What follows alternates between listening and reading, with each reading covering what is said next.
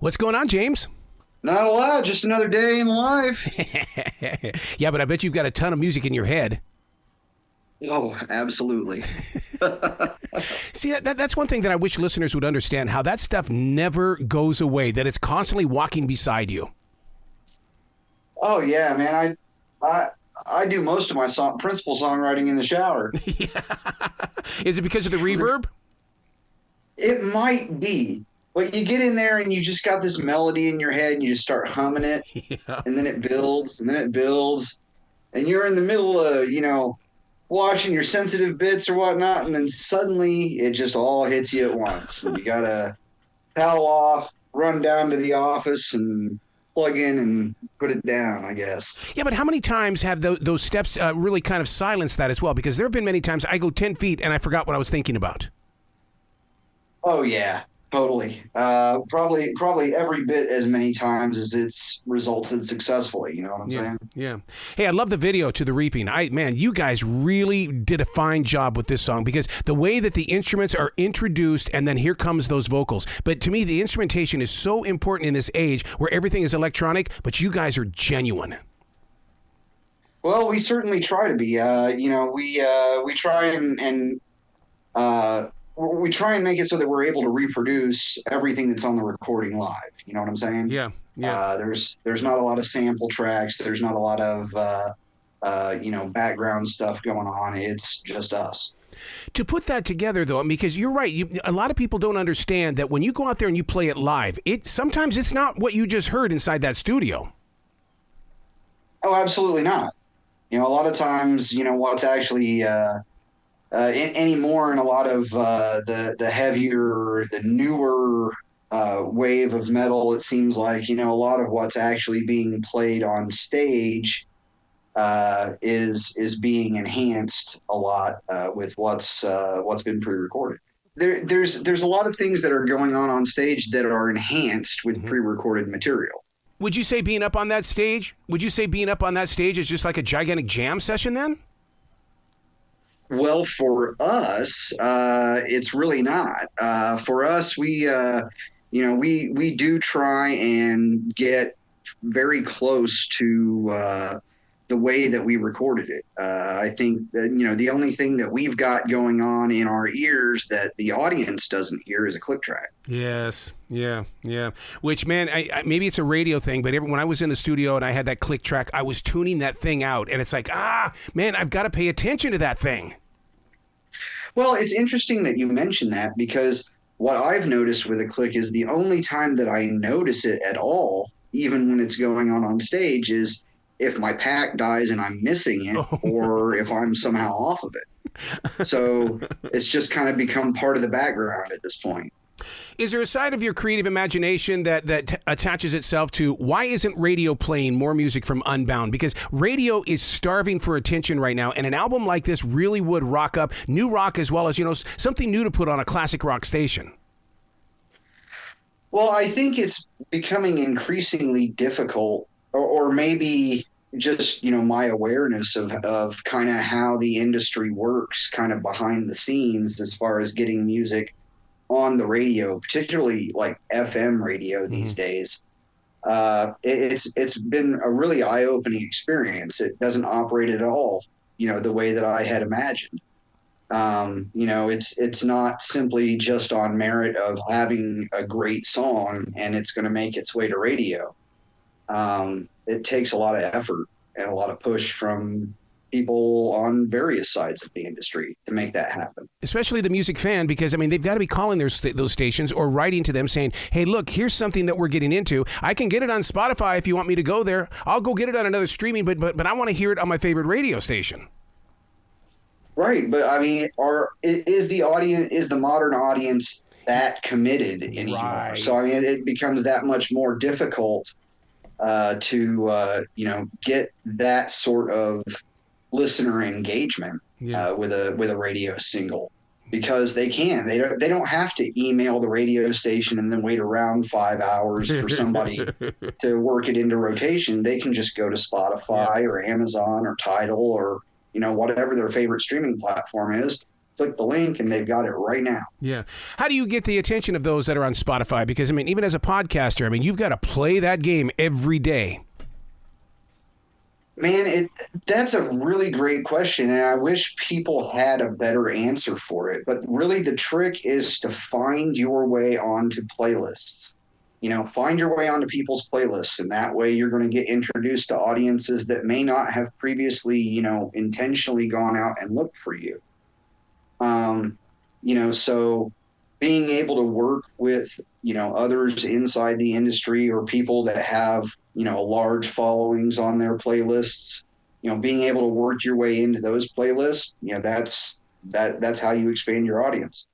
Let's talk about some of your music on this album. How about Close to the Bone? I mean, I can't drive my car under 80 miles per hour while listening to this song.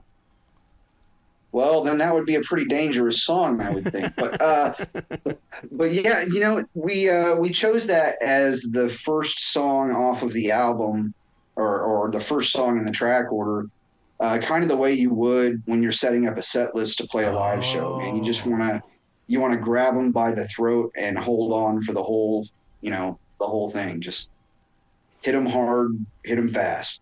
Absolutely, and that's exactly what I felt. But the problem is, though, is that once it was done, I wanted to hear it again. It's like, okay, I got to get to the second track, but no, I'm not done with this one yet. Well, play it as many times as you need to, my friend. Joe Rodriguez is featured on The Reaping. Listeners, are they familiar with Joe? I would hope so. I mean, we're all familiar with Pissing Razors. Yep. They're getting ready to celebrate 30 years of their particular brand of psycho punko metal, and we're gonna go on a short little week and a half run with them in October in Texas to help celebrate. Wow! But Joe was a friend of our singer Johnny's, and they met in the Navy and made a little bit of music together back in the '90s. So a lot of good stories. In that side of the camp and whatnot, and it was just an absolute pleasure to get to work with Joe and meet him and spend a weekend with him recording the video and doing the final production on that song. Speaking of branding, you guys have got your own space as well. You guys have that one sound that nobody else is doing, but yet they'll try it though. I certainly hope so. I mean, we like to think that all of our individual influences are present in the music, but we don't try and sound like any of them. So I think that's, part of what lends itself to having more of a unique sound. And really, if you're going to call yourself an artist or whatnot, you're not setting out to sound or look or feel like somebody else. You really, if you've got something to say, you want to say it in your own voice. Yeah, and this particular one, what I love about you guys is every time you release music, there's a new sound, there's a new vibe about it. And to me, that's what music is all about. It shouldn't sound like the last album, like the last album, like the last album. Well, when Rob and I put this band together back in the mid '90s, our number one goal was to push each other as musicians and push each other creatively. And if your sound isn't evolving and that's your primary goal, I think you'd fail. Yep. So, I think we do try and push ourselves to try different things or experiment with different things. And with this album in particular, we kind of had an eye on a number of things that we had picked up from people that were in the industry, like on the record executive level, and kind of some of the things that stood out to them in our music as positive. We tried to enhance that, and we tried to kind of work with songs that were within a more reasonable song length for radio play in a lot of cases. When you're putting a song like She Sells Sanctuary together, do you sit down and think about the light show that this could bring? Sometimes. We had another cover of Cloud from Sponge that we did kind of in conjunction with the last album.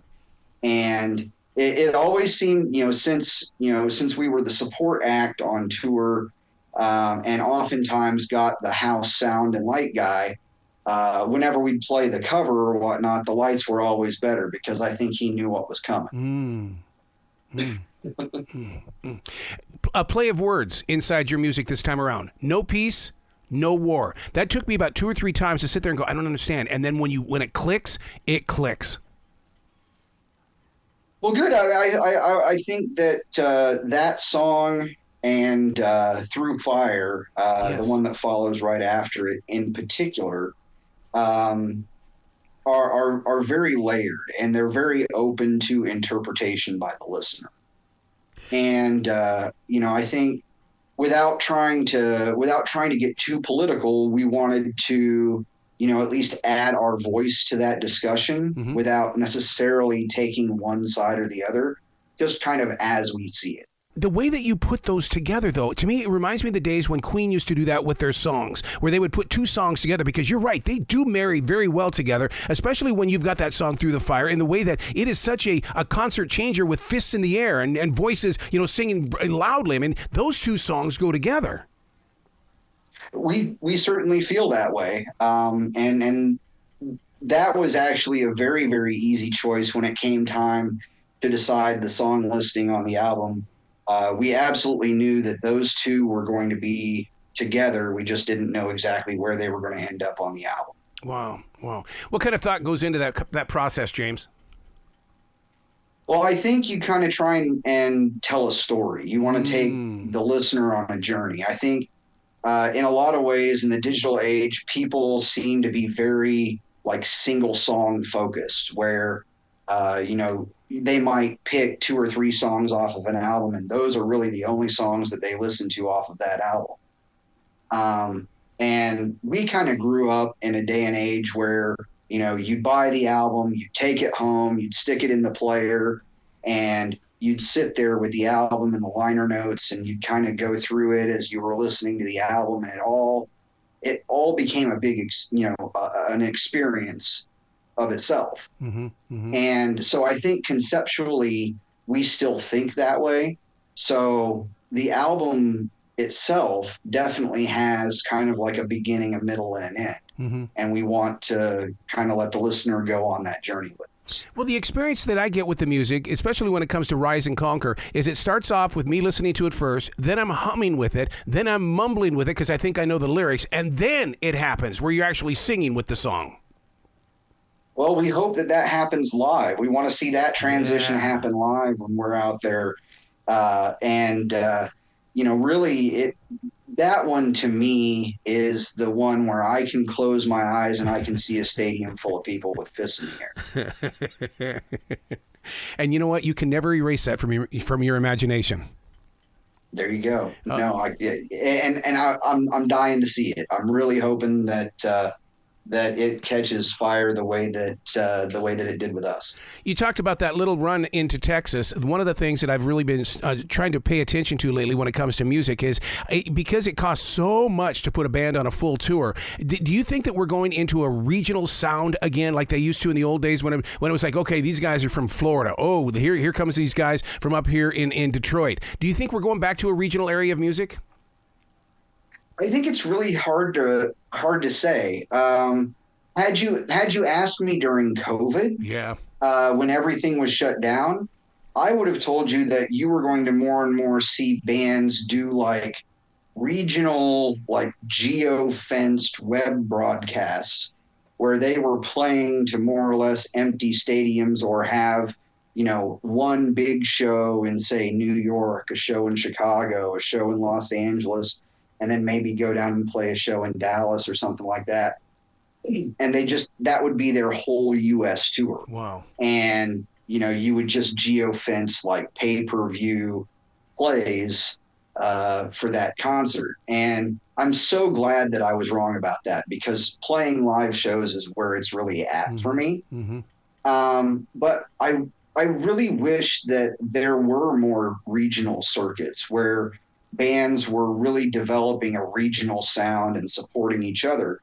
And then you kind of watch those regions individually kind of catch fire because, you've got, kind of like, the early 80s. It was, New York and the East Coast vibe or whatnot. And then you get into the late 80s, early 90s, it all shifted to the West Coast. Yep. Sunset. And then, late 90s, early 2000s, it was all Southern, it was the NOLA crowd.